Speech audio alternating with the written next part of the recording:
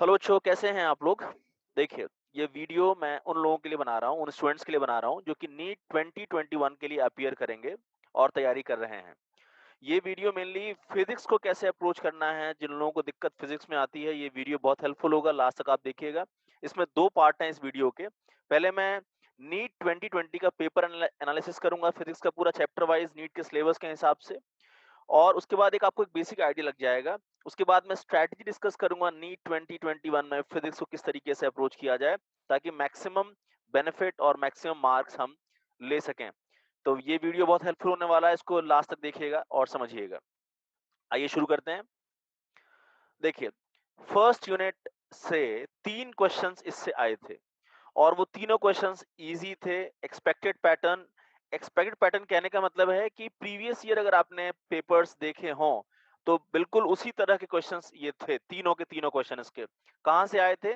तो precision of measuring instrument से आया था एक क्वेश्चन सिग्निफिकेंट फिगर से था और एक क्वेश्चन डायमेंशन से था, ठीक?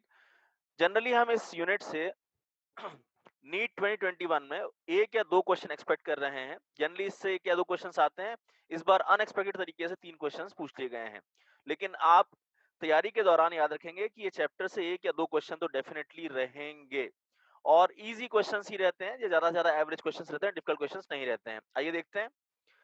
पहला क्वेश्चन ये था सिग्निफिकेंट फिगर वाला कि भाई अगर आप इसको ऑपरेट करेंगे, इसको माइनस करेंगे तो आपको पता है कि एडिशन और सब्ट्रैक्शन में हमें इसका ध्यान रखना होता है कि डेसिमल के बाद जो सबसे कम डिजिट जिसमें होगा, वही आंसर फिगर में होना चाहिए। तो आंसर फिगर जो होता है, उसमें डेसिमल के बाद उतने ही डिजिट होने चाहिए। तो इसमें 2 डिजिट थे, तो डेसिमल के बाद 2 डिजिट आपके आंसर फिगर में होने चाहिए। फॉर्चुनेटली इसमें केवल एक ही ऑप्शन ऐसा था। तो सिंपल क्वेश्चन था ये। अगला क्वेश्चन था डायमेंशन ऑफ स्ट्रेस। अब ये बताओ, स्ट्रेस एक बेसिक आपको डेफिनेशंस तो पता होनी चाहिए ना कम से कम। क्वेश्चन इजी था, डेफिनेट टॉपिक्स का क्वेश्चन है कि भाई डायमेंशन से क्वेश्चन आता ही आता है, 100% क्वेश्चन यहाँ से पूछा जाता है। और स्ट्रेस की डेफिनेशंस आपको पता होनी चाहिए। फोर्स अपॉन एरिया, तो आप फोर्स का डायमेंशन अपॉन एरिया का डायमेंशन लिख के आसानी से डायमेंशन निकाल सकते थे। इजी क्वेश्चन था। और एक क्वेश्चन था स्क्रू गॉस के ऊपर। इसमें लीस्ट काउंट आपको दिया हुआ है और उसके डिविजन्स दिए हुए हैं सेक्टर स्केल के। आपको ये बात पता है कि लीस्ट काउंट कैसे निकाला जाता है? तो लीस्ट काउंट निकालने के लिए आप स्क्रू गॉस में पिच अपॉन डिवीजन इस फॉर्मूले को अप्लाई करते हैं। खैर, इस क्वेश्चन में हमसे पिच पूछा गया है, तो आप लीस्ट काउंट को डिवीजन से मल्टीप्लाई कर दीजिए। तो इसमें आपको सीधा-सीधा केवल मल्टीप्लाई कर देना था। 50 डिविजन्स आपको दिए हुए हैं सेक्टर स्केल के और लीस्ट काउंट आपको 0.01 दिया है, मल्टीप्लाई किया, आंसर आ गया। तीनों क्वेश्चंस ईज़ी थे। आगे काइनेमैटिक्स से केवल एक क्वेश्चन था, बहुत ईज़ी था, फॉर्मूला बेस्ड था। ये पूरा जो इस साल पेपर पूछा गया है, वो बहुत ही ईज़ी और मैक्सिमम फॉर्मूला बेस्ड रहा है और थोड़ा बहुत उसमें एक आध क्वेश्चन एनालिटिकल या कॉन्सेप्चुअल रहे हैं। और ये क्वेश्चन भी एक्सपेक्टेड पैटर्न पे ही था, यानी प्रीवियस ईयर। मैं जब भी ये कह रहा हूँ कि एक्सपेक्टेड पैटर्न पे था, इसका मतलब अगर आप प्रीवियस ईयर के क्वेश्चंस लगाते, तो आपको वैसा ही क्वेश्चन इस साल ये नज़र आया है इस टॉपिक से। हालाँकि इन जनरल इस टॉपिक से 2 या 3 क्वेश्चंस आने की प्रोबेबिलिटी रहती है और यही इसी तरीके से तैयार करना चाहिए। तो मैं जहाँ भी ये लिख रहा हूँ कि नीट 2021 के लिए ये 2 से 3 क्वेश्चंस आ सकते हैं, तो आप इस चैप्टर को, इस यूनिट को आप इस तरीके से तैयार करें।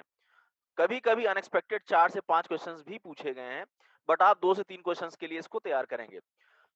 इस साल जो क्वेश्चन पूछा गया था वो यूनिफॉर्मली एक्सेलरेटेड मोशन से पूछा गया था।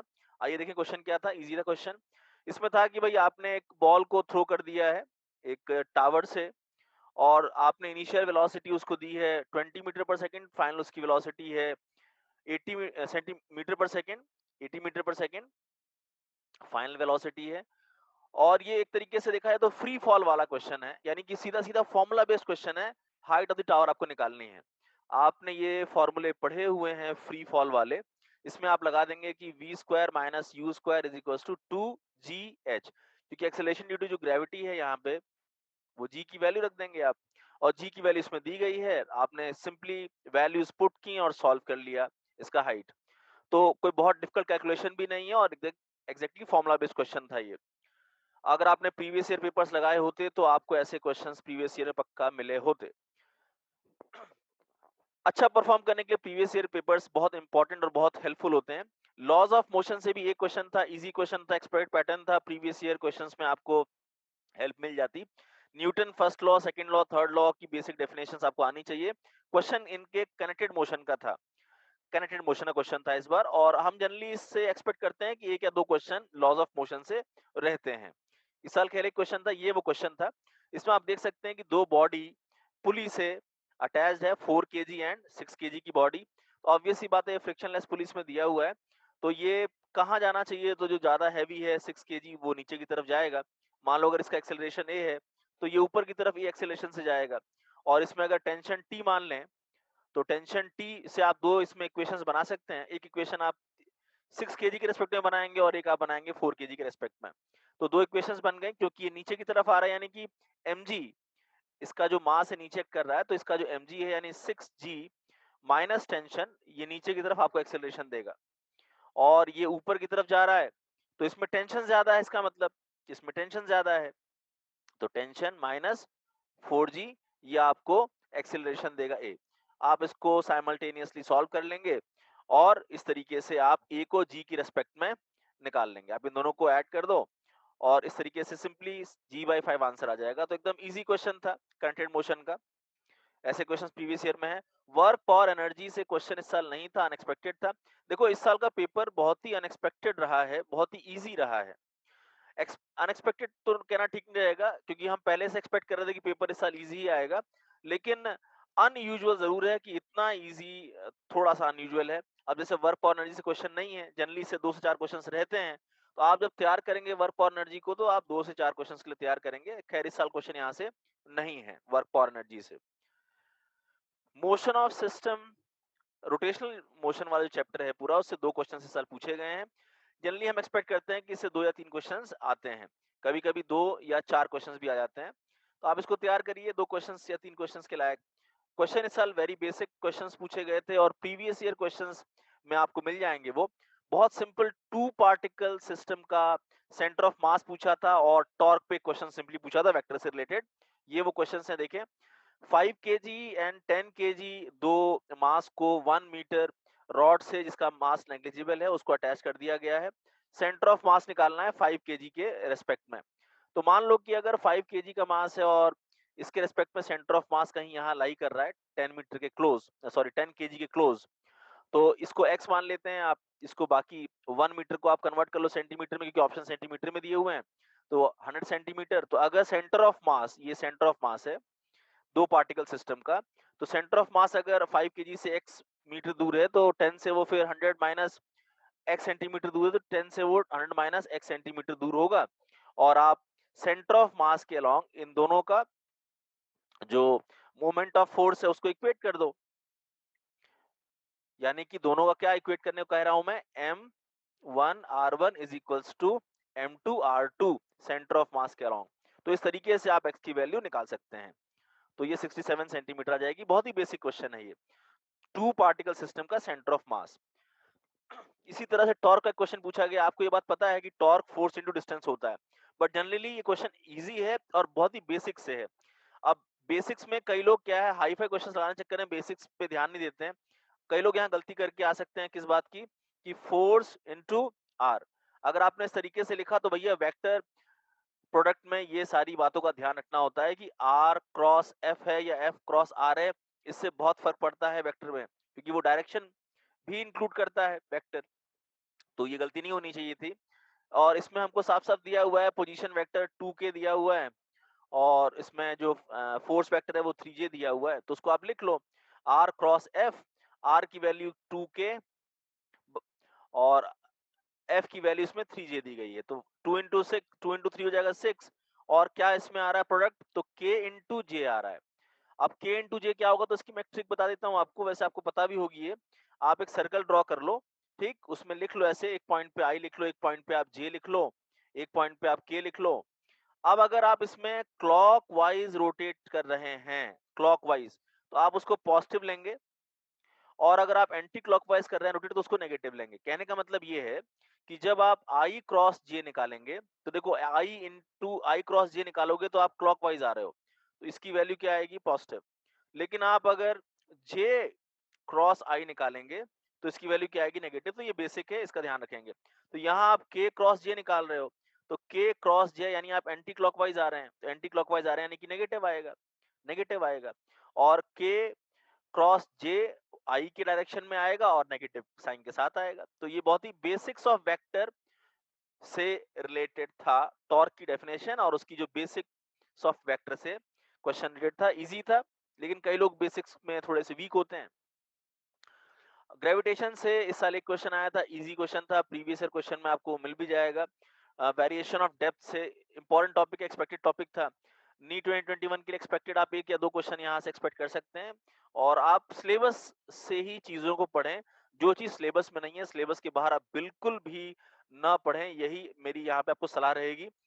ये वो क्वेश्चन था, इसमें अर्थ की सरफेस पर अगर मास 72 न्यूटन है, तो इसमें कह रहा है कि उसमें सरफेस से आप इतने हाइट पे जा रहे हैं जो कि इसकी रेडियस का हाफ हाइट है, तो वहां पे इसका मास क्या होगा। तो आपको वेरिएशन पता होना चाहिए, और बहुत इजी है। देखो यहाँ पे कुल मिला के अगर 72 सरफेस पे mg की वैल्यू है, तो आपको यहाँ पर mg डैश की वैल्यू निकालनी है, यानी कि जो चेंज हुआ है ग्रेविटी की value, acceleration due to gravity की वैल्यू, वो आपको निकालनी है। तो effective acceleration due to gravity with respect to height, आपको ये फॉर्मूला पता है कि g upon 1 plus radius of earth h upon radius of earth का होल स्क्वायर। यहाँ से आप इफेक्टिव g की वैल्यू निकाल लीजिए। पहले यहाँ इन्होंने दिया हुआ है कि भाई जो हाइट है वो रेडियस ऑफ अर्थ का हाफ है, तो रेडियस ऑफ अर्थ का हाफ यहाँ पुट कर दो, सिंपल कैलकुलेशंस हैं। यानी जो इफेक्टिव g है फिलहाल h हाइट पर, जिसका हाइट रेडियस का हाफ हाइट लिया गया है, तो ये उसकी इफेक्टिव जी की वैल्यू है वहां पे। तो आप ये कन्वर्ट कर सकते हैं, एफ निकाल सकते हैं। 72 का वो क्या हो जाएगा 4/9, क्योंकि भाई जी की वैल्यू अगर कम होगी तो फिर उस पे लगने वाला फोर्स भी तो कम हो जाएगा ना। 72 अगर यहाँ पे था, तो यहाँ पर ऊपर की तरफ कितना फोर्स हो जाएगा, तो 4/9, क्योंकि जी की वैल्यू हो चुकी है 4/9, यानी कि सरफेस पे जी की वैल्यू थी, तब उसका मास था, मतलब जो फोर्स था वो 72 न्यूटन था। तो एच हाइट पे जाकर, क्योंकि जी की वैल्यू 4/9 जी हो गई है, तो उसी हिसाब से 4/9 इंटू 72 कैलकुलेशन में आ जाएगा। तो ये भी क्वेश्चन इजी था, आप कैलकुलेशंस कर लेंगे तो 32 का आंसर आ जाएगा। प्रॉपर्टी ऑफ बल्क मैटर से इस साल 3 क्वेश्चन थे, एवरेज क्वेश्चंस थे। और फॉर्म देखो, आपको जब फॉर्मूला पढ़ते हो ना, तो उससे फॉर्मूले से जरूरी नहीं कि हमेशा न्यूमेरिकल पूछा जाए। कभी कभी फॉर्मूले के कंपैरिजंस पूछे जाते हैं, कभी कभी फॉर्मूले के मॉडिफिकेशंस पूछे जाते हैं। तो इसके क्वेश्चंस मॉडिफिकेशन और कंपैरिजन वाले ही क्वेश्चन थे। एक क्वेश्चन कैपिलरी राइज से था, ठीक है, ये क्वेश्चन जो है फॉर्मूले की समझ के ऊपर बेस्ड था, न्यूमेरिकल नहीं था वो। और एक क्वेश्चन यहाँ स्पेसिफिक हीट से था, ये भी कंपैरिजन वाला था, फॉर्मूला कंपैरिजन वाला था। और बाकी आप नी 2021 के लिए इस यूनिट से आप 3 to 4 क्वेश्चन एक्सपेक्ट कर सकते हैं, और उसी हिसाब से इसको तैयार करिए आप। ये वो क्वेश्चन था इससे। देखो, एक वायर है जो एल लेंथ का है, इनिशियली वो एल लेंथ का है, और क्रॉस सेक्शन एरिया उस वायर का ए दिया हुआ है। उससे हमने एक सपोर्ट फिक्स कर रखा है, एम मास का है वो सपोर्ट। तो जब एम मास उसको नीचे की तरफ खींचेगा, तो उसमें लेंथ थोड़ी बढ़ जाएगी। तो वो जो डेल्टा एल की वैल्यू है वो कितनी आएगी, तो बोलोगे बढ़ने के बाद वो L1 हो चुका है क्वेश्चन के हिसाब से, तो L1 माइनस एल वो डेल्टा एल आ जाएगा। ठीक, एम मास सस्पेंड किया गया है, तो इन्होंने यंग्स मॉडुलस पूछा हुआ है। तो ये क्वेश्चन एकदम सिंपल फॉर्मूला बेस्ड क्वेश्चन है। यंग्स मॉडुलस आपको पता होना चाहिए क्या होता है। Young's modulus stress upon strain होता है, स्ट्रेस होता है फोर्स अपॉन एरिया, स्ट्रेन होता है डेल्टा एल अपॉन एल। तो आपको डेल्टा एल यहाँ पे केवल L1 माइनस एल रखना था, और यहाँ कुछ भी नहीं करना था। तो आप उसमें बस सिंपली फॉर्मूला आपको मॉडिफाई करके यहाँ पे देखना था। ठीक, तो ये जो फोर्स की वैल्यू है वो मास, क्योंकि m दिया हुआ है, तो फोर्स की वैल्यू mg हो जाएगी, और इस तरीके से ये फॉर्मूला आ जाएगा यंग्स मॉडुलस का। इसी तरीके से कैपिलरी ट्यूब का क्वेश्चन एक पूछा गया है। कैपिलरी राइज, मान लो एक h हाइट तक कैपिलरी राइज हुई है, ठीक, तो जो कैपिलरी राइज होती है उसका फॉर्मूला ये है, ठीक, 2t cos थीटा, फिर ये डेंसिटी g इंटू आर, ये फॉर्मूला है। अब आते हैं क्वेश्चन पे, क्वेश्चन में दिया क्या है कि h हाइट तक कैपिलरी राइज हुई, the mass of water in the capillary is 5 ग्राम। तो जो कैपिलरी राइज हुआ है, यानी वाटर जितना उसमें राइज हुआ पहले केस में, वो था 5 ग्राम। अब ये कह रहे हैं कि हमने दूसरी कैपिलरी यूज की है जिसका रेडियस डबल कर दिया गया है। तो बेटा अगर रेडियस डबल कर देंगे, कैपिलरी मोटी कर दोगे, तो वाटर अब उसमें कितना अब राइज किया है वो पूछा है, लेकिन उसका हाइट नहीं पूछा है, इन्होंने उसका मास पूछा है। पहले वो मास इन्होंने दिया है 5 केजी और रेडियस को 2r करने पर अब कितना मास यहाँ पर उस कैपिलरी में होगा वो पूछा है। तो देखो ये क्वेश्चन एनालिटिकल था, क्या करना था। हमें बात पता है यहाँ चल रही है कि जो हाइट है वो कैपिलरी के रेडियस के इनवर्सली प्रोपोर्शनल है। यानी अगर रेडियस को तुमने बढ़ा दिया तो हाइट कम हो जाएगी। आपने इसमें रेडियस क्या कर दिया है, आपने 2r कर दिया, तो जो हाइट है वो क्या हो चुका है 1/2r, यानी हाइट हाफ हो गया। ठीक, तो ये ध्यान देना, यहाँ पे आपने रेडियस क्या किया है, डबल किया है, तो हाइट क्या हो गया यहाँ पे, ये क्लियर हो गया, हाफ हो गया हाइट। लेकिन हमको तो मास निकालना है ना, तो ध्यान से देखो, जो मास होता है तुम्हें पता है, जो भी वाटर इसमें राइज किया होगा, लिक्विड राइज किया होगा, वो कितना वॉल्यूम राइज किया है इनटू उसकी डेंसिटी कितनी है, ये मास होता है। ठीक, तो डेंसिटी तो जो पहले थी लिक्विड की वही अब भी रहेगी ना, आप तो केवल कैपिलरी चेंज किए हो। अल्टीमेटली जो मास डिपेंड करेगा वो केवल वॉल्यूम कितना राइज किया है उस पर डिपेंड करेगा। और वॉल्यूम क्या होता है, तो क्योंकि कैपिलरी जो है ये सिलिंड्रिकल है, तो capillary pi r square h, इससे आप उसका वॉल्यूम बता सकते हैं। पाई आर स्क्वायर इसका एरिया ऑफ बेस हो जाएगा और एच इसका हाइट हो जाएगा। इतना वॉल्यूम राइज किया है, यानी मास वॉल्यूम के प्रोपोर्शनल है।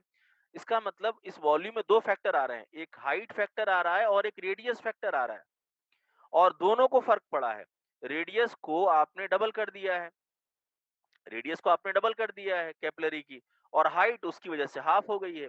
तो आप दोनों फैक्टर को उसमें रख के देखो तो क्या हो रहा है, तो बोलोगे 2 की पावर 2, यहाँ पे 4 आ जाएगा, रेडियस की वजह से बाहर 4 आ गया, और हाइट यहाँ नीचे 2 दे रहा है, तो 4 डिवाइड बाई 2, यानी 2 फैक्टर से चेंज आएगा मास में। एक्चुअली 2 फैक्टर से चेंज आ रहा है वॉल्यूम में, और मास यहाँ वॉल्यूम पर डिपेंड कर रहा है, तो मास में भी 2 फैक्टर का चेंज आ रहा है, तो यानी डबल हो जाएगा। वो तो 5 केजी था, तो अब वो 5 ग्राम था, तो अब वो कितना हो जाएगा 10 ग्राम। आपने देखा यहाँ पे क्वेश्चन थोड़ा एनालिटिकल था, फॉर्मूले की समझ पे था, कंपैरिजन कैसे करते हैं फॉर्मूले में अलग अलग वेरिएबल्स के, उस पर था। इसको हम एवरेज कह सकते हैं क्वेश्चन को, ठीक है। और quantity of heat required to raise the temperature of 2 solid copper sphere, 2 solid copper sphere दिए हुए हैं। ठीक, एक का मान लो रेडियस r1 दिया है, एक का रेडियस इन्होंने r2 दिया हुआ है, और r1 की जो वैल्यू है, R1 की जो वैल्यू है वो R2 के मुकाबले 1.5 टाइम्स है, ऐसा दिया है कंडीशन।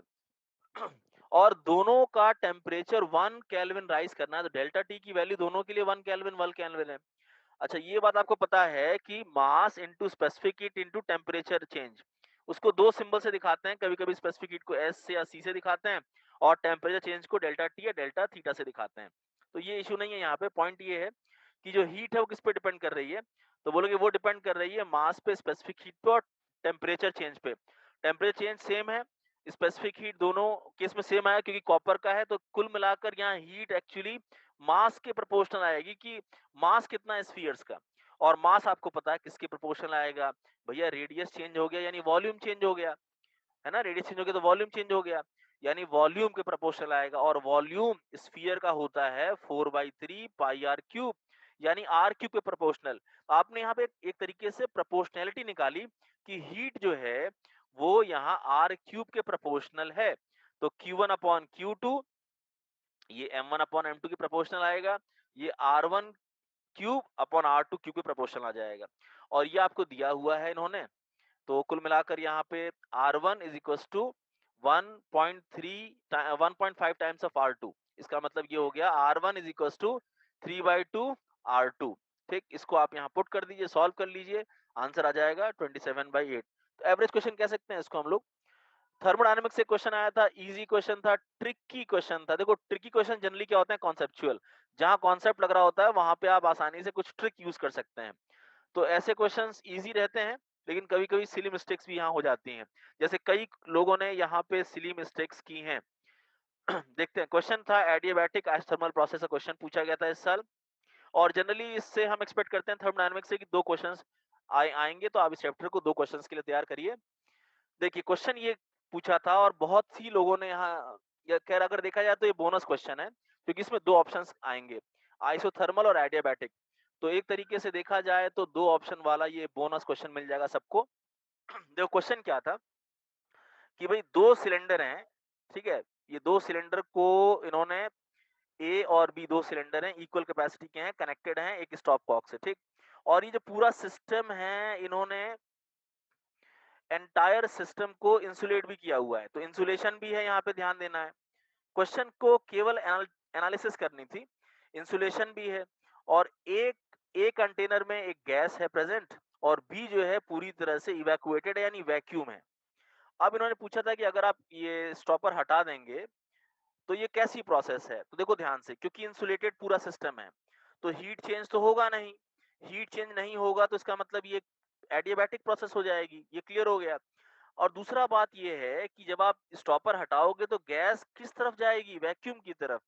तो एक तरीके से ये, क्योंकि भाई बी जो है वो खाली था ना पूरी तरीके से, तो वो वैक्यूम हुआ एक तरीके से। तो गैस का ए से बी में जाना ये एक फ्री एक्सपेंशन वाला केस बन जाएगा, फ्री एक्सपेंशन। अगर बी में भी गैस होती और ए से बी जाता तो वो फ्री एक्सपेंशन नहीं होता, लेकिन ए में गैस है, बी में बिल्कुल गैस नहीं है, वैक्यूम है, तो ये फ्री एक्सपेंशन है भाई।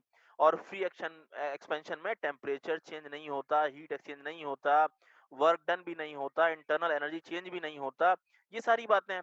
यानी टेम्परेचर चेंज हुआ क्या, नहीं हुआ ना। तो यहाँ पे ये प्रोसेस आइसोथर्मल और एडियाबैटिक हम दोनों कह सकते हैं।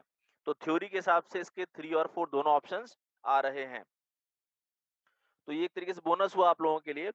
और इसी तरीके से एक क्वेश्चन पूछा गया, देखिए जो परफेक्ट गैस और काइनेटिक थ्योरी है, इससे जनरली एक या दो क्वेश्चंस आते हैं, इस बार 3 क्वेश्चंस आ गए हैं, लेकिन तीनों के तीनों बहुत इजी हैं, फॉर्मूला बेस्ड हैं, सीधा सीधा क्वेश्चंस कहाँ से पूछे गए हैं, तो इक्वेशन ऑफ स्टेट से पूछा गया, यानी पीवी इक्वल्स टू एनआरटी से पूछा गया है क्वेश्चन, स्ट्रेट फॉरवर्ड। एक question law of equipartition thermal energy से है, और एक क्वेश्चन सीधा सीधा फॉर्मूला बताना है, मीन फ्री पाथ का फॉर्मूला आपको बताना है। ध्यान से देखेंगे, ये क्वेश्चन पूछा गया है कि भाई एक सिलेंडर है, उसमें गैस है, उसका प्रेशर दिया है इन्होंने किलो पास्कल पे, टेम्परेचर दिया है और डेंसिटी पूछी है। तो आपको पता है पीवी इक्वल्स टू एनआरटी होता है, जब आप इसको मॉडिफाई करते हैं वीओ क्रॉस मल्टीप्लाई करके और एन को एक्सपेंड करके मास अपॉन मोलर मास, तो मास अपॉन वॉल्यूम को फिर आप मॉडिफाई करके डेंसिटी कह देते हैं, तो density is equal to p m upon r t, ये आ जाता है। थोड़ा यूनिट का ध्यान रखना है कि ये प्रेशर को मैं रख रहा हूँ पास्कल में, यानी एसआई यूनिट में, प्रेशर को मैंने किलो पास्कल से पास्कल में चेंज कर लिया, ठीक। अच्छा, मोलर मास 2 ग्राम होता है ना, H2 का 2 ग्राम होता है, बट उसे केजी में चेंज करना है, तो ग्राम को 10 की पावर -3 से मल्टीप्लाई कर दो, केजी में आ गया ये। तो ये भी एसआई यूनिट में। टेम्परेचर हमेशा किस में रखना होता है, केल्विन में रखना होता है। आर की वैल्यू, एसआई वैल्यू इन्होंने 8.3 लेने के लिए बोली है, 8.314 होती है, लेकिन ठीक है 8.3 आप यहाँ पे ले लेंगे और सॉल्व कर लेंगे, तो कैलकुलेशन आप कर लेंगे, बहुत डिफिकल्ट नहीं है। 0.2 केजी पर मीटर क्यूब आएगा। बोलोगे सर केजी पर मीटर क्यूब क्यों, क्योंकि आपने पूरा एसआई सिस्टम लिया है ना, पूरा जो भी यूनिट लिया है आपने एसआई यूनिट लिया है, तो डेंसिटी जो कि मास अपॉन वॉल्यूम होता है, तो मास किस में आ जाएगा, केजी, और वॉल्यूम किस में आ जाएगा, मीटर क्यूब। तो ये सॉल्व हो गया, इजी क्वेश्चन था ये, फॉर्मुला बेस्ड। यहां तो केवल सीधा सीधा फॉर्मुला टिक करना है भाई। Mean free path of a gas जिसका मॉलिक्यूलर डायमीटर डी है, गैस का जो मॉलिक्यूल है उसका मॉलिक्यूलर डायमीटर इन्होंने डी दिया हुआ है, और जो नंबर डेंसिटी है, नंबर डेंसिटी क्या होती है कि कितने number of molecule per unit volume है, इसको नंबर डेंसिटी कहते हैं। तो इसको स्मॉल एन से यहाँ शो करेंगे। तो कुल मिलाकर ये इसका फॉर्मूला होता है, जिसको फॉर्मूला याद है उसको टिक कर सकते हैं। तो ये तो सीधा सीधा फॉर्मूला याद रखने वाली बात थी, तो अगर याद है तो इजी है, नहीं है तो फिर डिफिकल्ट की कहेंगे इसको फिर आप। अच्छा, ये एवरेज थर्मल एनर्जी का क्वेश्चन था, इजी क्वेश्चन है, बहुत ही बेसिक क्वेश्चन। आपको पता है कि एवरेज थर्मल एनर्जी कैसे निकाली जाती है, degree of freedom into half Boltzmann constant into T, एक मॉलिक्यूल के लिए इस तरीके से निकाली जाती है। मोनोएटॉमिक गैस क्वेश्चन में दिया गया है, इसीलिए मोनोएटॉमिक गैस के लिए डिग्री ऑफ फ्रीडम आपको पता है 3 होता है, तो 3/2 के बोल्ट्जमैन कांस्टेंट के बी इनटू टी आंसर आ जाएगा। तो सिंपल क्वेश्चन था ये भी एकदम। ऑसिलेशन से 2 क्वेश्चन पूछे गए थे, एक क्वेश्चन ऑसिलेशन और एक क्वेश्चन उसका वेव से था। ऑसिलेशन वाला क्वेश्चन फैक्चुअल था, वेव वाला क्वेश्चन कॉन्सेप्चुअल था। फैक्चुअल यानी फेज में आपको कुछ फैक्ट पूछा गया था, एक क्वेश्चन फेज से पूछा गया था और एक क्वेश्चन बीट से। तो बीट वाला थोड़ा सा कॉन्सेप्चुअल एनालिटिकल क्वेश्चन था। हम एक्सपेक्ट करते हैं कि नीट 2021 में इस चैप्टर से 3 क्वेश्चन तक आएंगे। ऑसिलेशन वेव इंपॉर्टेंट चैप्टर है, 2-3 क्वेश्चन तो इससे आते ही हैं। इस तरीके से आप तैयार करो। देखो प्रीवियस ईयर का बहुत इंपॉर्टेंस होता है। अगर आपने ये क्वेश्चन लगाया हो, मतलब प्रीवियस से लगाए हो, तो प्रीवियस ईयर क्वेश्चंस में से क्वेश्चंस पक्का आपको मिले होंगे। ये तो बहुत ही बेसिक है ना, डिस्प्लेसमेंट, वेलोसिटी और एक्सेलरेशन।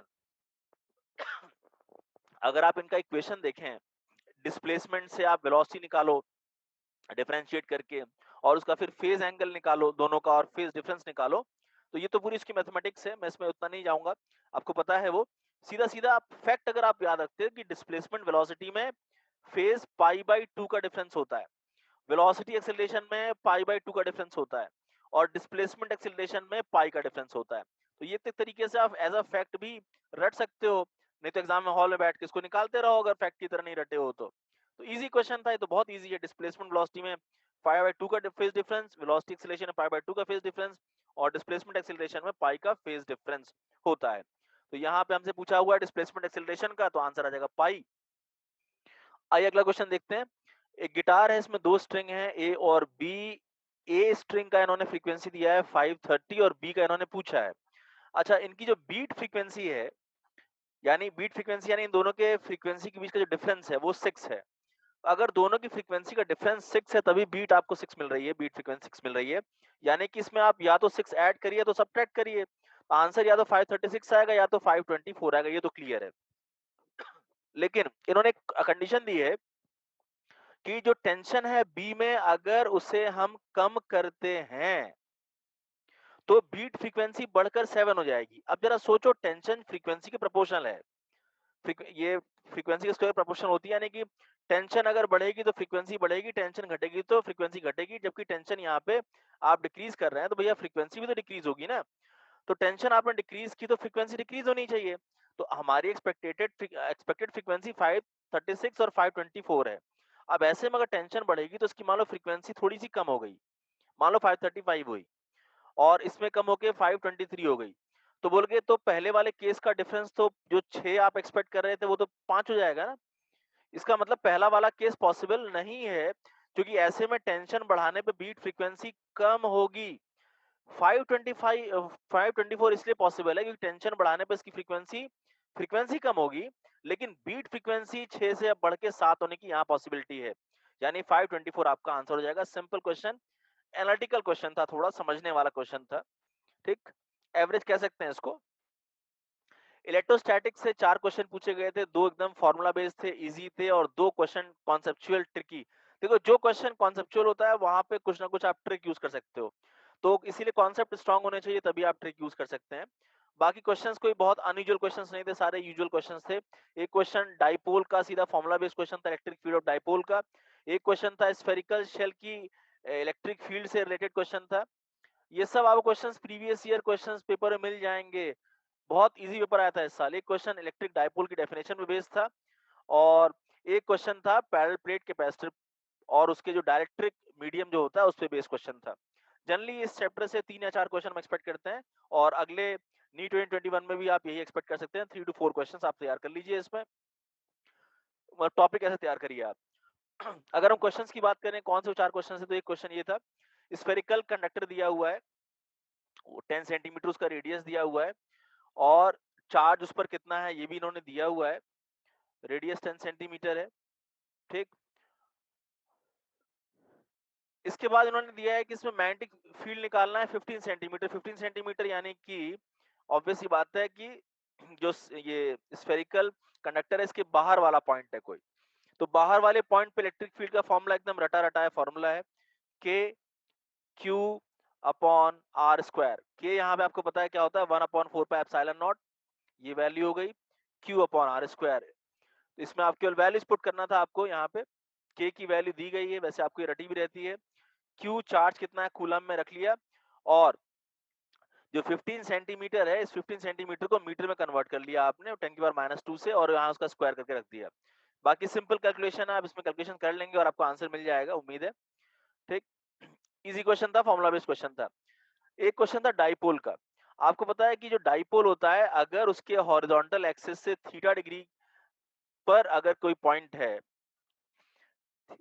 तो उसका कैसे निकालते हैं पोटेंशियल। तो आपको फॉर्मूला आपको सीधा सीधा पता है कि भाई के into p cos theta upon r square, ये सीधा सीधा फॉर्मूला बेस्ड क्वेश्चन था, इजी क्वेश्चन था, बस वैल्यू पुट करनी थी। के की वैल्यू आपको पता है, ये वैल्यू दी गई है, और पी इन्होंने पी यानी कि जो डाइपोल मोमेंट का इलेक्ट्रिक डाइपोल मोमेंट जो है वो इन्होंने दिया हुआ है कूलम मीटर में, तो ये वैल्यू मैंने रख दी पी की वैल्यू।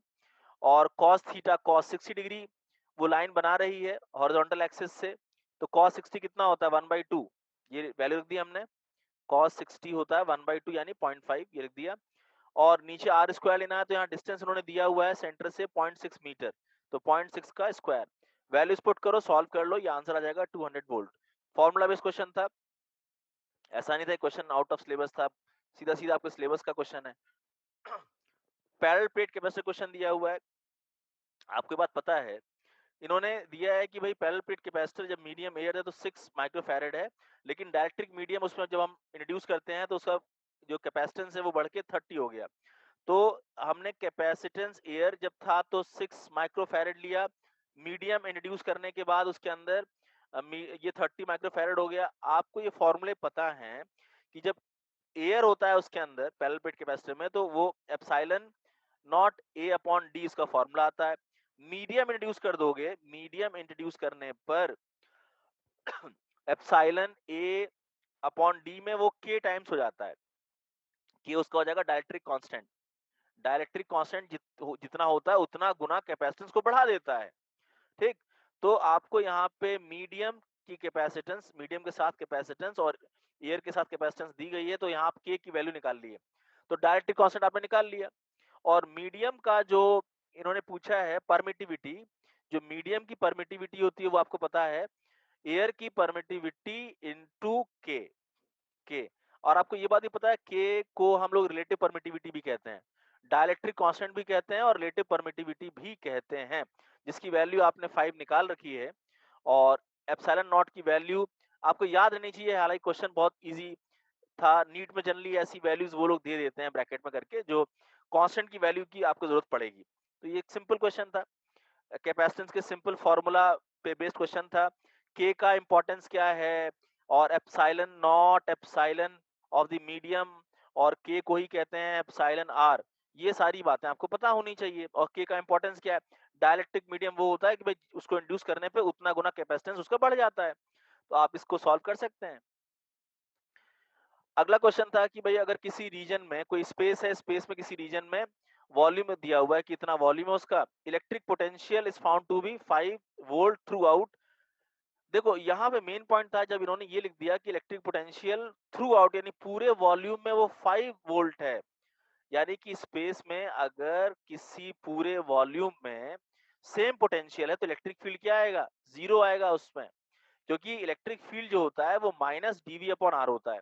तो जब पोटेंशियल का ग्रेडियंट बना ही नहीं है, जब कांस्टेंट पोटेंशियल पूरे वॉल्यूम में है तो इलेक्ट्रिक फील्ड क्या आ जाएगा, जीरो। तो ये एक basic conceptual definition based question था, बात समझ में आ गई ना। करंट इलेक्ट्रिसिटी से 4 क्वेश्चन पूछे गए थे, सारे क्वेश्चन प्रीवियस ईयर क्वेश्चन पे बेस्ड थे। एक क्वेश्चन आपको मतलब प्रीवियस क्वेश्चन बेस्ड यानी कि आपको वैसे क्वेश्चन प्रीवियस ईयर मिल जाएंगे। एक क्वेश्चन ड्रिफ्ट वेलोसिटी और मोबिलिटी का रिलेशन पे बेस्ड क्वेश्चन था, एक रेजिस्टिविटी पे सिंपल फैक्ट पूछा गया था, और एक जो कलर कोड होता है कार्बन रजिस्टर का ये पूछा गया है, और एक क्वेश्चन मीटर ब्रिज का क्वेश्चन पूछा गया है। तो 3 से 4 क्वेश्चन हम एक्सपेक्ट करते हैं चैप्टर से आएंगे, और आप उस चैप्टर को इस तरीके से तैयार करिए। एक क्वेश्चन था इसमें ड्रिफ्ट वेलोसिटी आपको दी गई है, इलेक्ट्रिक फील्ड दिया है, मोबिलिटी पूछी है। आपको ये बात पता होनी चाहिए कि drift velocity is equal to mobility into electric field. तो यानी मोबिलिटी क्या आ जाएगा, drift velocity upon electric field, simple values put करनी थी और आंसर आ जाता। अच्छा, कुछ इसमें बच्चे थोड़े से हाई आईक्यू वाले होते हैं ना, अगर वो भूल भी जाए थोड़ा बहुत इधर फॉर्मूला डेफिनेशन, तो वो डायमेंशंस को भी यूज कर लेते हैं। देखो जो आंसर का डायमेंशन उन्होंने दिया हुआ है, अगर आप ड्रिफ्ट वेलोसिटी का डायमेंशन देखो और इलेक्ट्रिक फील्ड डायमेंशन देखो तो वहां से आप डायमेंशन से भी फॉर्मूला निकाल सकते थे बेटा। भाई अब एक का डायमेंशन क्या आ रहा है, मीटर पर सेकंड, एक का डायमेंशन क्या आ रहा है, पोटेंशियल पर मीटर, और आपका फाइनल आंसर क्या है, ये आपको क्या लग रहा है कि ये कैसे आ सकता है। बोलोगे कि ऊपर यहाँ पर जो है वो पोटेंशियल इनवर्स है, इसका मतलब ये डिनोमिनेटर में होना चाहिए, यानी मीटर पर सेकंड अपॉन पोटेंशियल पर मीटर। तो ये इससे भी आप निकाल सकते थे इसका रिलेशन। कुल मिला के इजी क्वेश्चन था। कलर कोड देखो, कलर कोड आपको ये बात ट्रिक आपको पता है, B B Roy great Britain has very good wife, ये आपने बहुत अच्छी तरह पढ़ा हुआ है। कलर कोड का आपको ये बात पता है कि जो दो शुरुआत की स्टेप्स होती हैं वो डिजिट बताती हैं, जो थर्ड वाला होता है वो मल्टीप्लायर बताता है, और फोर्थ वाला टॉलरेंस बताता है। तो ये आप रट लो इस तरीके से, B B Roy great Britain has very good wife. और कैसे? तो 0 1 2 3 4 5 6 7 8 9 इस तरीके से, ठीक। बाकी आप सॉल्व कर लेंगे, मुझे उम्मीद है। पहला वाला येलो है, अब पहला वाला डिजिट येलो है यानी क्या है? 4 है, तो ये 4 हो गया। दूसरा डिजिट वॉयलेट है, तो वॉयलेट के लिए क्या हो जाएगा? 7 हो जाएगा। और मल्टीप्लायर अब ये बता रहा है ब्राउन, ब्राउन का मल्टीप्लायर क्या है? 10, तो इसमें 10 मल्टीप्लाई कर दो, यानी कि 470, 470 आ गया आंसर। लेकिन 470 दो ऑप्शन में दिया है, तो अब टॉलरेंस भी बताना है। तो टॉलरेंस में दो बातें हैं, टॉलरेंस में दो बातें हैं कि आपको ये पता होना चाहिए गोल्ड या सिल्वर का टॉलरेंस कितना है। अब यहाँ गोल्ड दिया हुआ है, तो गोल्ड का टॉलरेंस 5% है, तो ये आंसर आ जाएगा इसमें। सिंपल क्वेश्चन था। रेजिस्टिविटी आपको पता है, इस रेजिस्टिविटी के यहाँ पे एक तरीके से देखा जाए तो तीन क्वेश्चंस, तो दो क्वेश्चंस हैं। एक सेमीकंडक्टर क्वेश्चन पूछा गया है, मेटल और इंसुलेटर यानी कंडक्टर, इंसुलेटर और सेमीकंडक्टर का रेजिस्टिविटी का टेम्परेचर के साथ जो वेरिएशन है वो इस साल पूछा गया दो अलग अलग क्वेश्चंस में। इजी है, थ्योरेटिकल है, ग्राफिकल है। आपको ये बात पता है कि मेटल्स यानी कंडक्टर्स के लिए टेम्परेचर बढ़ाने पर रेजिस्टेंस और रेजिस्टिविटी बढ़ती है, तो ये ग्राफ आ जाएगा इसमें, एक्सपोनेंशियली बढ़ती है, ठीक है, मेटल्स के लिए, कंडक्टर्स के लिए। Resistance wire connected in the left gap of metre bridge, question metre bridge का है, मैंने यहाँ पे आपको अलग से फिगर दे दिया है, ये क्वेश्चन में नहीं था। तो हमें पता है मीटर ब्रिज में इन्होंने according to question left gap में मान लो कि आर रेजिस्टेंस लगा है, राइट गैप में मान लो एस रेजिस्टेंस लगा है, और इस तरीके से जो आपको जो 0 पॉइंट मिल रहा है वो मान लो यहाँ से L1 मिल रहा है। तो आपको ये बात पता है कि ये रिलेशन आप यूज कर सकते हैं, R upon S is equal to L1 upon 100 minus L1, ये रिलेशन आप यूज कर सकते हैं। तो क्वेश्चन के हिसाब से देखें जरा क्या जा रहा है। और resistance wire in the left gap of metre bridge balances इतना ohm resistance in the right gap. तो राइट गैप यानी एस की वैल्यू उन्होंने दी गई है 10 ओम्स, तो ये दिया है यहाँ पे 10 ओम्स, और लेफ्ट वाली वैल्यू यानी रेजिस्टेंस आपको निकालनी है, ठीक है। और जो ये डिवाइड कर रहा है उस लेंथ को 3:2 में डिवाइड कर रहा है, यानी इधर वाला 3 तो इधर वाला 2। एस की वैल्यू क्या दी है? 10, और आर की वैल्यू पूछी है, तो ये देखो यहाँ पे आप रिलेट कर लो कि r upon s is equal to 3/2, तो इस तरीके से आर निकल आएगा 15 ओम्स, ठीक। खैर क्वेश्चन में ये था कि if the length of the resistance wire is 1.5 metre, तो बताओ वो लेंथ जिसकी रेजिस्टेंस 1 ओम आएगी। तो यहाँ पे पहले तो आपको निकालना था उस वायर का रेजिस्टेंस, रेजिस्टेंस निकाल लिए। अब 15 ओम रेजिस्टेंस जो है वो 1.5 मीटर का है, तो 1 ओम कितने लेंथ का होगा? तो यूनिटरी मेथड लगा दो, 15 से डिवाइड कर दो, यानी कि 1/10 मीटर, यानी 10 की पावर -1 मीटर का रेजिस्टेंस 1 ओम होगा। तो ये आपने सॉल्व कर लिया, तो इजी क्वेश्चन था मीटर ब्रिज पे। Magnetic effect of current magnetism, दो क्वेश्चन थे, दोनों क्वेश्चन फॉर्मूला बेस्ड थे, प्रीवियस क्वेश्चंस में आपको मिल जाएंगे। क्वेश्चन सीधा सीधा सोलेनॉइड क्वेश्चन था, मैग्नेटिक फील्ड निकालनी थी, और एक क्वेश्चन इसका था जो प्रॉपर्टीज होती हैं मैग्नेटिक सब्सटेंस की प्रॉपर्टीज, वहां से। तो लगभग दो क्वेश्चन इस यूनिट से हम एक्सपेक्ट करते हैं, आप उस तरीके से तैयार करिए इस यूनिट को। ये क्वेश्चन था लॉन्ग सोलेनॉइड का, इन्होंने लेंथ दिया हुआ है 100 मीटर, 100 टर्न्स उसके अंदर दिया है, करंट उसमें क्या फ्लो कर रहा है, सीधा फॉर्मूला बेस्ड है, म्यू नॉट एन आई। बस एन याद रखना है कि एन क्या है यहाँ पे, तो कितने टर्न्स हैं पर यूनिट लेंथ, इसका ध्यान रखना है। कुछ लोगों ने 100 मल्टीप्लाई कर दिया डायरेक्ट, तो वो थोड़ा गलत चले गए। 100 टर्न्स थे लेकिन पर मीटर, तो 50 सेंटीमीटर को मैंने मीटर में चेंज करते हुए निकाला कितने टर्न पर मीटर है। This n is used here in this formula. तो आप म्यू नॉट की वैल्यू आपको दी गई है, वैसे आपको याद भी रहनी चाहिए, लेकिन उन्होंने दे दी गई है, बहुत अच्छी। मतलब इस पेपर में क्या था, जितने भी कांस्टेंट थे वो सब इन्होंने दिए हुए थे ब्रैकेट में करके। तो सीधा सीधा फॉर्मूला रखो और आंसर आ जाएगा, ठीक है। क्वेश्चन इजी था, ये थोड़ा सा 2.6.28।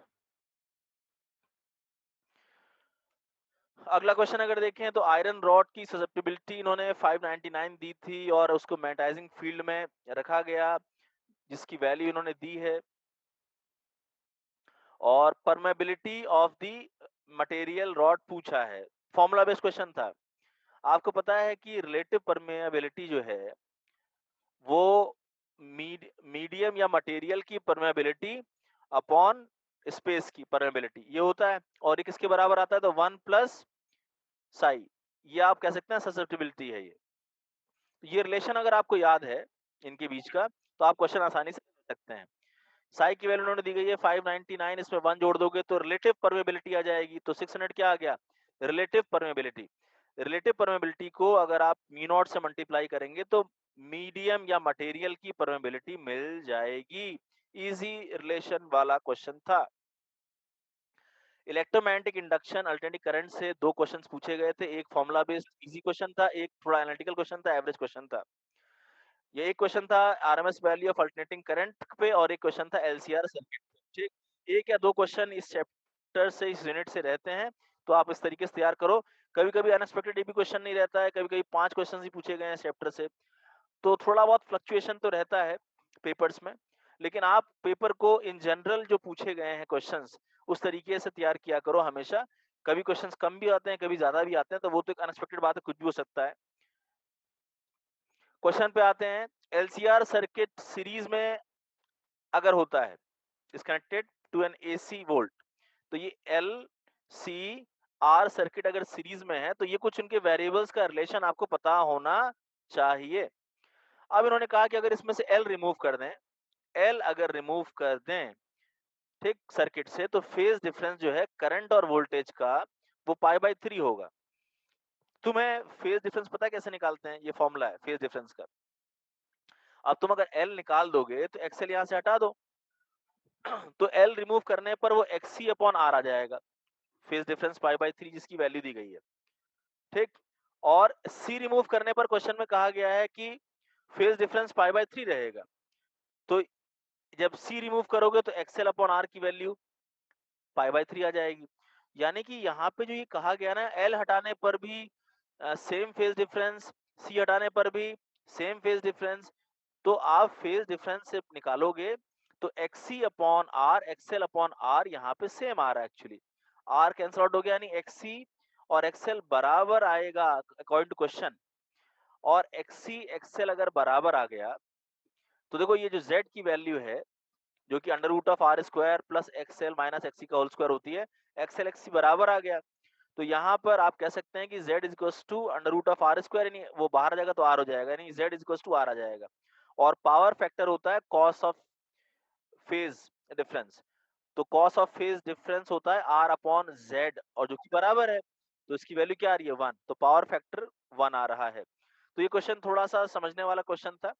आप थोड़ा सा कह सकते हैं कि टाइम टेकिंग थोड़ा सा लेंदी है, बट एकदम डिफिकल्ट क्वेश्चन नहीं है, बहुत बेसिक क्वेश्चन है। एलसीआर सर्किट के रेजोनेंस पे बेस्ड क्वेश्चन है। ये कंडीशन रेजोनेंस की होती है, z इक्वल्स टू r, जब पावर फैक्टर क्या आता है 1 आता है। तो ये तो ऐसी कंडीशन है जो हम पढ़ते ही पढ़ते हैं। अगला क्वेश्चन था कि भाई 40 माइक्रोफैरेड कैपेसिटर है, इसको कनेक्ट किया गया है, उसमें जो फ्रीक्वेंसी दी है सप्लाई की इन्होंने क्वेश्चन में, और इन्होंने पूछा क्या, आरएमएस वैल्यू ऑफ करंट इन्होंने पूछा है। क्वेश्चन एकदम फॉर्मूला बेस्ड था। आई आरएमएस जो है ये होता है वी आरएमएस अपॉन एक्सी, और एक्सी की वैल्यू आती है 1 अपॉन ओमेगा सी। जो एक्सी की वैल्यू होती है वो होती है 1 अपॉन ओमेगा इंटू सी, सी कैपेसिटेंस है, ओमेगा उसकी एंगुलर फ्रीक्वेंसी है। अब क्रॉस मल्टी इसको अगर ऊपर ले गए ओमेगा सी को, तो ये हो जाएगा V R M S potential R M S, और ओमेगा को हम कह सकते हैं 2 pi into frequency into c, ये सी स्पीड ऑफ लाइट नहीं कैपेसिटेंस है, ठीक है। तो यहाँ पे पोटेंशियल की वैल्यू हो गई 2 पाई, फ्रीक्वेंसी भी दिया हुआ है हर्ट्ज में, कैपेसिटेंस यहाँ दिया हुआ है माइक्रोफैरेड, तो आप उसको फैरेड में कन्वर्ट करके यहाँ पे सॉल्व कर दो, आंसर आ जाएगा। फॉर्मूला बेस्ड क्वेश्चन था एकदम, मतलब इस ये पेपर जो है ऑलमोस्ट फॉर्मूला बेस्ड और इजी थ्योरेटिकल पेपर रहा है। इलेक्ट्रोमैग्नेटिक वेव से एक क्वेश्चन था, एनालिटिकल क्वेश्चन था, एवरेज कह सकते हैं, एकदम इजी नहीं, एवरेज कह सकते हैं। एक क्वेश्चन हम एक्सपेक्ट करते ही करते हैं इलेक्ट्रोमैग्नेटिक वेव से, ratio of contribution made by electric field magnetic field component to the intensity of electromagnetic wave is. अब ध्यान यहाँ क्या देना है, जो इंटेंसिटी होती है इलेक्ट्रोमैग्नेटिक वेव की, वो क्या होती है, जो इंटेंसिटी होती है वो क्या होती है, तो बोलोगे ये जो एवरेज एनर्जी है इनटू स्पीड ऑफ लाइट, इसके बराबर आती है, average energy into speed of light. Electric field में जो एवरेज एनर्जी है वो मैग्नेटिक फील्ड की एवरेज एनर्जी के बराबर होती है, यहाँ पे मैंने उसका प्रूफ लिखा हुआ है। और एज अ फैक्ट भी आपको याद रखना चाहिए कि इलेक्ट्रिक फील्ड में एवरेज एनर्जी और मैग्नेटिक फील्ड में जो एवरेज एनर्जी है इलेक्ट्रोमैग्नेटिक वेव की, वो बराबर आती है और इसी पर डिपेंड करती है इंटेंसिटी। तो भाई सी तो कांस्टेंट है ना, तो अगर मैग्नेटिक फील्ड और इलेक्ट्रिक फील्ड की ये जो एवरेज एनर्जी है ये बराबर है, तो इंटेंसिटी भी तो बराबर होगा ना, यानी इसका रेशियो क्या आएगा, 1:1 आएगा। सिंपल। इसको एज अ फैक्ट भी याद रखने वाली बात है ये। जरूरी नहीं कि आप एग्जाम में हॉल में बैठ के इतना कैलकुलेशन करें, ये एज अ फैक्ट भी याद रखने वाली बात है। ऑप्टिक्स, 5 क्वेश्चंस थे ऑप्टिक्स से, 2 क्वेश्चन एनालिटिकल थे, 2 क्वेश्चन फॉर्मूला बेस्ड थे, 1 क्वेश्चन बेसिक्स ऑफ प्रिज्म का था, कंडीशनल क्वेश्चन था। 5 क्वेश्चन थे कुल मिलाकर, और एक क्वेश्चन प्रिज्म से हो गया, एक क्वेश्चन रिजॉल्विंग पावर से हो गया, एक क्वेश्चन फ्रिंज विड्थ से हो गया, सीधा सीधा फॉर्मूला बेस्ड क्वेश्चन थे, फॉर्मूला बेस्ड। और एक क्वेश्चन इसमें अनएक्सपेक्टेड फोटोमेट्री से था। फोटोमेट्री जनरली सिलेबस में नहीं होती, तो इसको आप कह सकते हो कि थोड़ा सा सिलेबस के बाहर था, बट वो बहुत ही बेसिक क्वेश्चन था, ये मालूम चल जाए कितना बेसिक था। आपको अगर अलग से आपने नहीं पढ़ा हुआ है तब भी आप उस क्वेश्चन लगा सकते हो, यूनिट्स वगैरह ध्यान से देखकर। देखो, ऑप्टिक्स से जनरली हम लोग 4 से 5 क्वेश्चन एक्सपेक्ट करते ही करते हैं। आइए क्वेश्चन देखते हैं। क्वेश्चन ब्रेवस्टर्स लॉ से भी था। ब्रेवस्टर्स लॉ वाला क्वेश्चन ये था कि भाई ब्रेवस्टर एंगल आईबी की वैल्यू किस रेंज में रहती है, तो ये तो फैक्चुअल क्वेश्चन है। आप जानते हो ब्रेवस्टर्स लॉ जो है पोलराइजेशन से रिलेटेड है। जब लाइट इंसिडेंट होती है इंटरफेस पे, मान लो ये एयर है और ये कोई मीडियम है,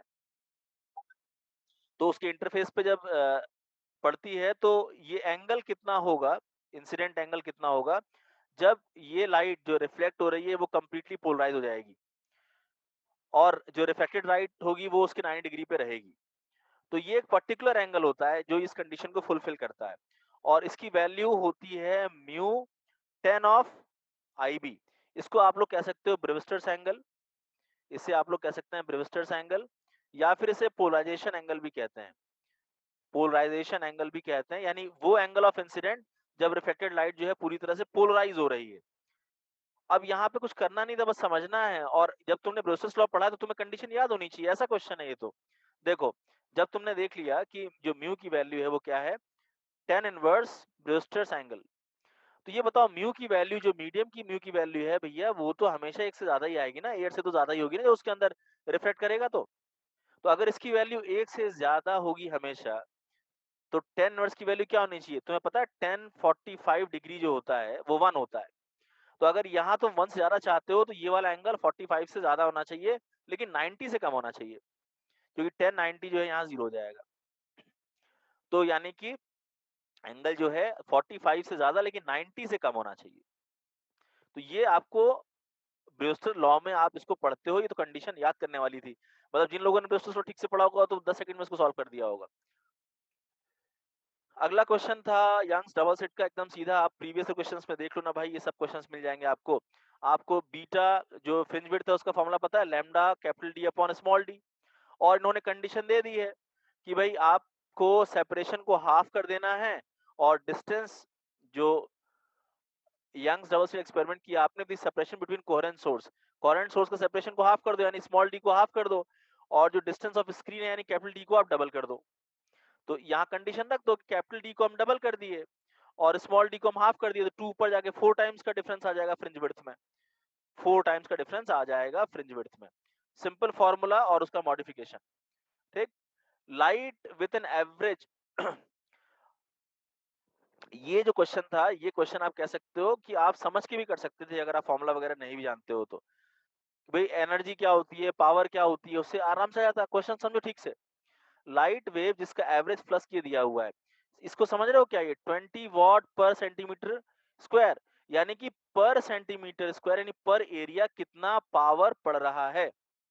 टोटल पावर या एनर्जी पर सेकंड भी कह सकते हो पावर को, रिसीव्ड कैसे निकालोगे, बोलोगे पर सेंटीमीटर स्क्वायर पड़ने वाला वैल्यू दिया है और टोटल एरिया भी दिया है, तो पर सेंटीमीटर कितना पावर पड़ रहा है इनटू कितना एरिया है, मल्टीप्लाई कर दो तो आपको पावर यानी वॉट मिल जाएगा। और जो ये वॉट है, जो पावर है, वही तो होता है जूल पर सेकंड। इसका मतलब कि उस पूरे 20 सेंटीमीटर स्क्वायर के एरिया पर 400 जूल पर सेकंड एनर्जी पड़ रही है। तो इन्होंने कहा 1 मिनट में कितनी एनर्जी पड़ेगी, बस इतना ही तो है, कितना एनर्जी वो रिसीव करेगा। याद रखना कंडीशन दी थी नॉन रिफ्लेक्टिंग, यानी जितनी एनर्जी पड़ेगी सब रिसीव कर रहा है। तो इसीलिए जितनी एनर्जी पड़ी हम वही आंसर दे देंगे कि पूरी एनर्जी वो रिसीव कर रहा है। अगर रिफ्लेक्टिंग में कुछ वो रिफ्लेक्ट करता तो वो कुछ परसेंटेज रिसीव करता, कुछ रिफ्लेक्ट कर देता, बट इन्होंने दिया है नॉन रिफ्लेक्टिंग, यानी सारी एनर्जी रिसीव कर रहा है। तो पर सेकंड की जो तुमने वैल्यू निकाली है उसमें तुम टाइम मल्टीप्लाई कर दो, यानी पावर इंटू टाइम को मल्टीप्लाई करने पे एनर्जी मिल जाती है। तो पावर आपको पता है जूल पर सेकंड में, और 1 मिनट को हो गया 60 सेकंड, मल्टीप्लाई कर दो तो ये आंसर आ जाएगा कि इतना जूल 1 मिनट में उसने रिसीव किया। सिंपल है। एक क्वेश्चन था प्रिज्म वाला। क्वेश्चन सीधा सीधा है कि भाई एक तो स्मॉल एंगल प्रिज्म है, यानी ये जो ए की वैल्यू है वो बहुत ही कम है।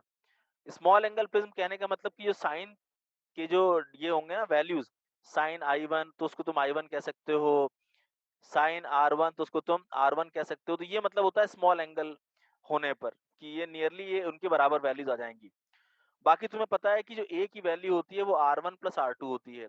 क्वेश्चन में ये दिया हुआ है कि एक सरफेस पर लाइट इंसिडेंट कर रही है, एक सरफेस पे लाइट मान लो आई एंगल पे इंसिडेंट कर रही है, लेकिन इस तरीके से कि वो इसके अंदर रिफ्रैक्ट होने के बाद जो ऑपोजिट सरफेस से पड़ रही है वो 90 डिग्री पे पड़ रही है। तो अगर 90 पे पड़ेगी तो एकदम सीधा सीधा निकल जाएगी, 90 पे इमर्ज भी हो जाएगी। तो आपको ये समझ में आना चाहिए कि R2 की वैल्यू और I2 की वैल्यू तो जीरो हो जाएगी ना भाई, क्योंकि वो एकदम नॉर्मली इंसिडेंट होकर नॉर्मली निकल भी जाएगी। तो R2 की वैल्यू जीरो हो गई, इसका मतलब कि R1 ही यहाँ पे A के बराबर आ गया। तो ये आप समझ गए कि भाई according to question R2 zero है और A R1 के बराबर है। बाकी तुम इस वाले सरफेस पे स्नेल्स लॉ लगा लोगे तो ये तुम कह सकते हो कि sine of this angle I upon sine of this angle R1 is equals to mu of the medium, mu of the prism. अब साइन आई को तुम केवल आई कह सकते हो क्योंकि एंगल बहुत स्मॉल है, स्मॉल एंगल प्रिज्म है। R1 को, साइन R1 को आप R1 कह सकते हो, और R1 के बदले आप A पुट कर सकते हो। Iota upon A is equals to mu. तो iota is equals to i is equals to angle of incident is equals to mu A। हो गया। मतलब प्रिज्म के फॉर्मूले को सिंपली थोड़ा सा मॉडिफाई करके कंडीशन के हिसाब से देखना था। आगे वेवलेंथ आपको दिया हुआ है एक लाइट का जो स्टार से आ रही है, और limit of resolution of telescope, objective diameter दिया है, इसको निकालना है। तो बोलोगे सीधा फॉर्मूला बेस्ड क्वेश्चन है, आपको लिमिट ऑफ रेजोल्यूशन निकालना है। आपको ये दो फॉर्मूले पता होना चाहिए। रिजॉल्विंग पावर होता है कैपिटल D अपॉन 1.22 लैम्डा, और उसी का रेसिप्रोकल कर दोगे तो उसको लिमिट ऑफ रेजोल्यूशन कहते हैं। तो लैम्डा दिया हुआ है, D का वैल्यू दिया है, इजी क्वेश्चन है, फॉर्मूला बेस्ड क्वेश्चन है। वैल्यूज को पुट कर दो और सॉल्व कर लो, आंसर निकल जाएगा। ठीक, सिंपल। टेलीस्कोप का रिजॉल्विंग पावर और लिमिट ऑफ रेजोल्यूशन का फॉर्मूला आपको पता होना चाहिए था। बाकी आप वैल्यूज उसमें पुट करके सॉल्व कर सकते हैं। यूनिट्स का थोड़ा ध्यान देना, यूनिट, हाँ लैम्डा कुछ लोग क्या लिमिट यूनिट गड़बड़ डाल देंगे इसमें। अगर आप लैम्डा को मीटर में रखोगे तभी आप डी को मीटर में रखोगे, ये नहीं कि इसको नैनोमीटर में रख दिया, इसको मीटर में रख दिए। यूनिट का ध्यान रखना है। Dual nature of matter and radiation, दो क्वेश्चन थे, एक एनालिटिकल क्वेश्चन था, एक फॉर्मुला बेस्ड क्वेश्चन था। एक क्वेश्चन था डी ब्रॉगली इक्वेशन से, एक क्वेश्चन था आइंस्टीन फोटोइलेक्ट्रिक इक्वेशन से। तो लगभग दो क्वेश्चन हम एक्सपेक्ट करते हैं इस चैप्टर से। इजी क्वेश्चंस रहते हैं। ये क्वेश्चन बहुत इजी था, कॉन्सेप्चुअल था, ट्रिकी था। तो कुछ लोगों ने इसको बहुत तेजी से लगा लिया, कुछ लोग खोजते रहे कैसे लगाएं। देखो क्वेश्चन में ये दिया है कि लाइट ऑफ फ्रीक्वेंसी जो इंसिडेंट हो रही है वो थ्रेशोल्ड फ्रीक्वेंसी का 1.5 टाइम्स है। तो शुरुआत में थ्रेशोल्ड फ्रीक्वेंसी का 1.5 टाइम्स फ्रीक्वेंसी आप उसमें इंसिडेंट कर रहे थे। तो जब थ्रेशोल्ड से ज्यादा इंसिडेंट कर रहे थे तो ऑब्वियस सी बात है फोटो इलेक्ट्रिक इफेक्ट हो रहा था और आपको फोटो करंट मिल रही थी। ठीक, फिर उन्होंने कहा कि उसको अगर हाफ कर दें फ्रीक्वेंसी को, तो अब बताओ इंटेंसिटी और इंटेंसिटी को डबल कर दें तो क्या फर्क पड़ेगा फोटो इलेक्ट्रिक करंट पे।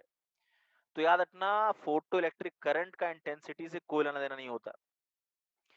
करंट तब मिलेगी आपको जब जब फोटो इलेक्ट्रिक इफेक्ट होगा। अगर फोटो इलेक्ट्रिक इफेक्ट होगा ही नहीं, अगर फ्रीक्वेंसी कम डाल रहे हो तो उसकी इंटेंसिटी तुम कितनी भी बढ़ा दो आपको करंट नहीं मिलेगी। तो यहाँ ट्रिकी पार्ट यही था कि भैया जब आपने हाफ कर दिया फ्रीक्वेंसी तो जरा देखो कि वो 1.5 टाइम्स थी पहले, अब वो 0.7 टाइम्स हो जाएगी ना, 0.75। इसका मतलब कि अब सेकंड केस में जो आप फ्रीक्वेंसी उस पे इंसिडेंट करोगे वो 0.75 टाइम्स हो जाएगी थ्रेशोल्ड का, तो यानी थ्रेशोल्ड से कम हो जाएगी भाई। थ्रेशोल्ड से कम हो गई, इसका मतलब फोटोटिक इफेक्ट नहीं होगा, आपको फोटो करंट नहीं मिलेगी। ठीक है, तो यहाँ पे आंसर क्या आ जाएगा, 0। समझने वाला था कि जब फ्रीक्वेंसी थ्रेशोल्ड से कम डालोगे तो फोटो इलेक्ट्रिक करंट नहीं मिलेगा, चाहे इंटेंसिटी तुम कितनी भी बढ़ा दो। ठीक, ट्रिकी कॉन्सेप्चुअल। अगला क्वेश्चन था इलेक्ट्रॉन को एक्सेलरेट किए और डी ब्रॉगली, तो फिर तो सीधा सीधा फॉर्मुला बेस्ड क्वेश्चन था। आपको पता है कि आप लैम्डा को पोटेंशियल डिफरेंस अगर दिया इलेक्ट्रॉन के लिए तो कैसे निकालते हो, एंगस्ट्रॉम में कैसे निकालते हो, नैनोमीटर में। वैल्यूज को पुट करो, पोटेंशियल, ये वेलोसिटी नहीं पोटेंशियल है, और आपको मिल जाएगा आंसर, फॉर्मुला बेस्ड। एटम और न्यूक्लियाई से 4 क्वेश्चंस थे, इजी थे, प्रीवियस ईयर क्वेश्चन पर बेस्ड क्वेश्चन थे। एक क्वेश्चन बोर मॉडल का था, बहुत ही सिंपल क्वेश्चन था। एक क्वेश्चन रिएक्शन पे बेस्ड था। ठीक, हम 2 क्वेश्चन जनरली इससे एक्सपेक्ट करते और 2 बहुत ही बेसिक क्वेश्चंस थे, यानी कि ये चारों क्वेश्चंस तो ऐसे थे जो सबने बना लिए होंगे। जनरली हम 2 से 3 क्वेश्चंस इस चैप्टर से एक्सपेक्ट करते ही करते हैं। अब जैसे मान लो बोर्स मॉडल किस के लिए होता है, 1 इलेक्ट्रॉन स्पीशीज के लिए होता है, तो नियॉन के लिए थोड़ी हो जाएगा। नियॉन प्लस में तो 9 इलेक्ट्रॉन्स होंगे ना, तो यहाँ बोर्स मॉडल एप्लीकेबल नहीं है। Bohr's model applicable for 1 electron species, single electron species. तो ये बहुत इजी क्वेश्चन था बोर्स मॉडल का। यहाँ क्वेश्चन था कि भाई आपने यूरेनियम को जो है बम्बार्ड किया किसके साथ, न्यूट्रॉन के साथ, एक न्यूट्रॉन के साथ बम्बार्ड किया, तो उसने क्या जनरेट किया, क्रिप्टन जनरेट किया उसने, साथ में 3 न्यूट्रॉन भी जनरेट किया उसने, और एक एक्स उसने जनरेट किया। आपको ये एक्स बताना था। तो ये क्वेश्चन बहुत इजी होते हैं, बैलेंस करना होता है बस दोनों तरफ। इसके ऊपर वाले वैल्यू को दोनों तरफ लेफ्ट साइड राइट साइड में उसके सम को बैलेंस कर लो, तो यहाँ मिल जाएगा इसका ए का वैल्यू, और नीचे वाले को बैलेंस करके इक्वेशन बना तो नीचे वाली वैल्यू मिल जाएगी।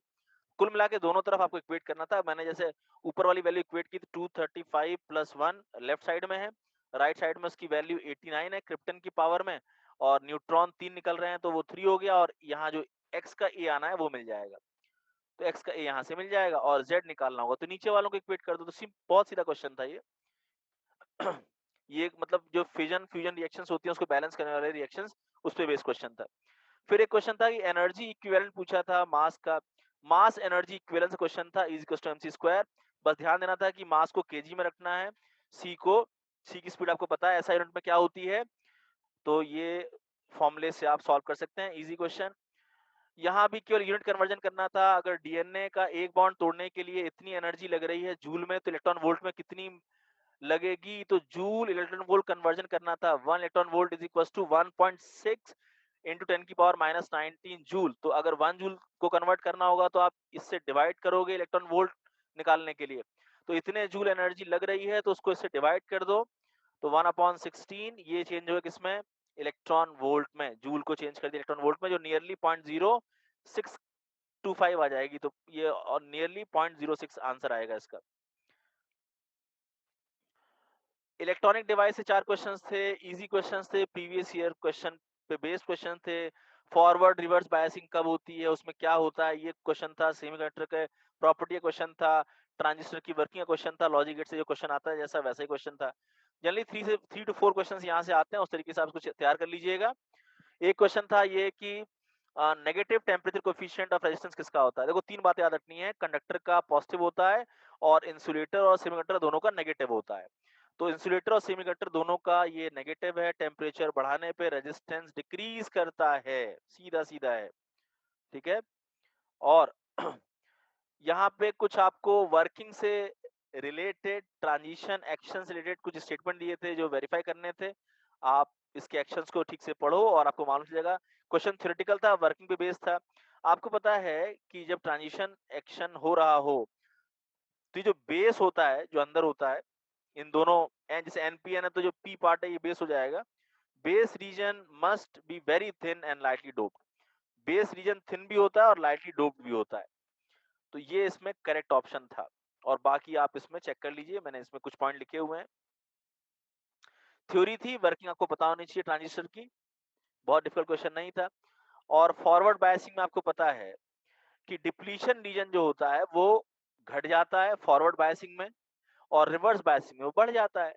तो जब आप डायोड पढ़ोगे, पीएन जंक्शन डायोड, उसकी वर्किंग पढ़ोगे, उसकी बायसिंग पढ़ोगे, तो ये तो एकदम थ्योरेटिकल क्वेश्चन है ना। तो अगर डिप्लीशन रीजन इंक्रीज कर रहा है तो वो फिर रिवर्स बायसिंग में ऐसा होगा। लॉजिक गेट का क्वेश्चन था सीधा सीधा, इसमें ट्रुथ टेबल बनाना आपको आना चाहिए। अब जैसे यहाँ दिया हुआ है, पहला वाला नॉट है, दूसरा वाला नॉर गेट है। नॉट में तुम्हें पता है अगर ए और बी इनपुट है तो नॉट में ए बार और बी बार निकल के आ जाएगा, और नॉर में फिर ए बार और बी बार का एडिशन पहले करेंगे, मतलब ए बार और बी बार का एडिशन और फिर उसका नॉट, तो ये हो जाएगा नॉर, यानी नॉट और नॉर। तो इसमें आप ट्रुथ टेबल बना सकते हैं इस तरीके से कि भाई ए में आपने क्या इनपुट दिया, बी में क्या इनपुट दिया, और वाई आपको क्या मिलेगा, तो वाई ये मिलेगा। इसको और सिंप्लीफाई करेंगे विलनेबुला लगा के, तो ये आ जाएगा ए इंटू बी, ए इंटू बी, ये आ जाएगा जब आपसे पूरा सॉल्व करेंगे तो देखो यहाँ पे आप कोई भी कंडीशन ले लो, जैसे 0 0 आपने पुट किया, 0 0 अगर यहाँ पुट किया तो यहाँ 1 और 1 आ गया, 1 और 1, और फिर 1 1 का आपने, मैंने क्या बोला यहाँ पे, दोनों का ए 1 1 को ऐड करो, फिर उसका बार निकाल लो, तो 0 आ जाएगा। ऐसे ही आप एक में 1 पुट करो, एक में 0 इनपुट करो, और ट्रुथ टेबल बना के आप इसमें क्रॉस चेक कर सकते हो क्या आएगा। सबसे इजी तरीका यही होता है। तो अल्टीमेटली जो कंक्लूजन निकाला हमने इस पूरे पेपर को एनालाइज करके, उसका कंक्लूजन ये है कि पेपर अनएक्सपेक्टेडली लेकिन अनयूजुअली इजी था। यानी कि पेपर इस साल इजी आना था, ये हम एक्सपेक्ट कर रहे थे, लेकिन अनयूजुअल पेपर इसलिए से कह रहे हैं क्योंकि कहीं कहीं से क्वेश्चन ज्यादा पूछ लिए गए हैं, जहां से कम आते हैं, कहीं कहीं से क्वेश्चंस ही नहीं है।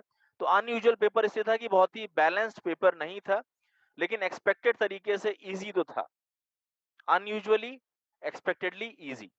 बट हर बार ऐसा पेपर आएगा ये जरूरी थोड़ी नहीं है। तो स्ट्रेटेजी क्या होनी चाहिए आपकी, तो देखो ध्यान से। हमें हर हाल में अपने आप को तैयार करना रहता है कि पेपर चाहे अनएक्सपेक्टेड तरीके से इजी आ जाए, अनयूजुअली इजी आ जाए, या टफ आ जाए। तो क्या तुम कोई एक तैयारी करोगे? नहीं। तुम्हारी तैयारी एक इस तरीके से होनी चाहिए कि पहले अपने आप को प्रिपेयर करो, बेसिक्स पढ़ो ठीक से, डेफिनेशंस, कॉन्सेप्ट्स, थ्योरीज, फॉर्मूले, उनके फॉर्मूले के वेरिएशंस, उनकी जो लिमिट्स होती हैं फॉर्मूले की, ग्राफ और वर्किंग, इन पे ज्यादा ध्यान दिया करो पहले, ताकि इस तरह का पेपर आए तो आप अच्छे से अच्छा स्कोर कर सको। ये हो गया पहले बेसिक पार्ट, पहले आपको इस पे फोकस करना चाहिए, इसमें कोई कमी नहीं रह जाए। इसके बाद आप प्रीवियस ईयर पेपर्स पे फोकस करें, और फिर आप फॉर्मूला बेस्ड न्यूमेरिकल पे फोकस करें। नीट के पॉइंट ऑफ व्यू से आप इस तरीके से फोकस करें।